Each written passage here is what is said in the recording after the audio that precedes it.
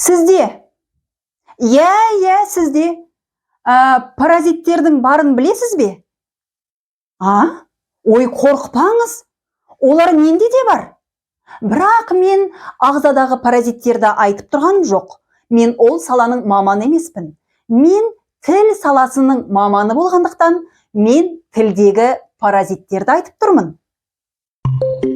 Міне, ол күнде келіп жетті. Сіз бүгін тіліңіздегі барлық паразиттерден арылатын боласыз. Ол үшін осы видеоны соңына дейін көріп шығыңыз. Сәлем, менің есімім Мадина. Мен актриса әрі педагогпын. Осы сәтті пайдалана отырып, мен сіздерге үлкен алғыс білдіргім келеді. Сіздердің әрбір подпискаларыңыз, әрбір комментарий, жылы лебіздеріңіз маған шабыт береді. Бүгін бізде 8-ші сабақ. 8-ші сабағымыздың тақырыбы паразит сөздер және олардан құтылудың әдіс тәсілдері. Жалпы паразитизм деген сөздің өзі гректердің параситиос, яғни бір ағзаның екінші ағзаны емденіп, сол арқылы қоректеніп, өсіп, өнуін айтады екен. Ал енді мынандай қорқынышты паразиттерді жайына қалдырып, өзіміздің тіліміздегі паразит сөздерге тоқталайық. Паразит сөздердің басқа да паразиттермен ұқсастығы, олар көзге көрінбейді. Тек тілдегі паразиттер бізге естіледі. Паразит сөздердің ешқандай пайдасы жоқ. Ал зияны қандай деп сұрайтын шығарсыз? Әлбетте, зияны бар. Паразит дыбыстар мен паразит сөздерді шамадан тыс көп қолданатын адам өзіне сенімсіз, тілдік мәдениеті кедей, сөз саптауы өте жұпыны болып көрінеді. Ойлап отырған шығарсыз, паразит сөздердің ешқандай пайдасы болмаса, біз оны не үшін қолданамыз деп? Дұрыс сұрақ. Паразит сөздердің ешқандай салмағы жоқ. Білесіз бе, біз оларды не үшін қолданамыз? Біз оларды бір сөзбен екінші сөзді байланыстыру үшін және сөйлемдердің арасында ойымызды жинақтап алу үшін, паузаны толтыру үшін қолданады екенбіз. Ең қызығы, әркімде паразит сөздер әртүрлі. Мен сізге қазір бірнеше мысал келтіремін. Сіз өзіңіздің сөздік қорыңызда осы сөздердің қайсы барын байқап отырыңыз. Мысалы, не ғой? Бар қойшы. Сосын, короче, өпшім, нема, міне. Осы секілді ешқандай салмағы жоқ. Бірақ біз сөз бен сөздің арасында жай әншейін қолданатын сөздерді және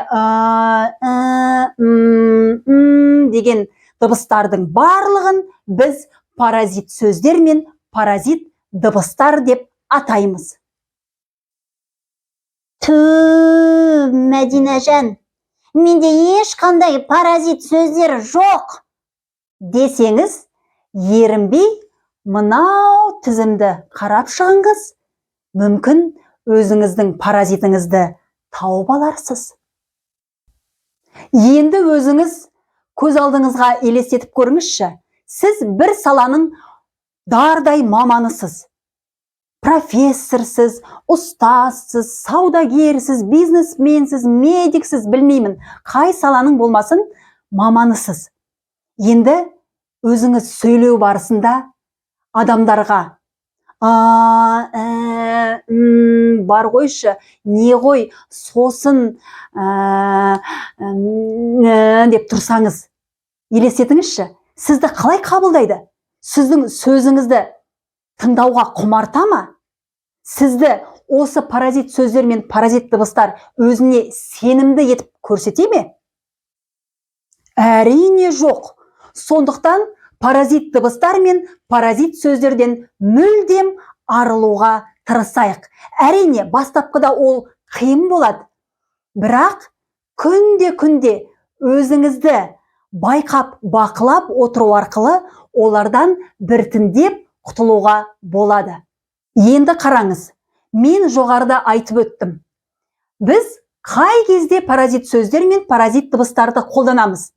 Яғни, біздің ойымызға бір нәрсе түспей тұрғанда, біз қобалжып тұрғанда, не айтарымызды білмей тұрғанда, біз сол ара қашықтықты деген дыбыстармен не ғой, бар ғой, сосын, короче деген керексіз паразит сөздермен толтырамыз.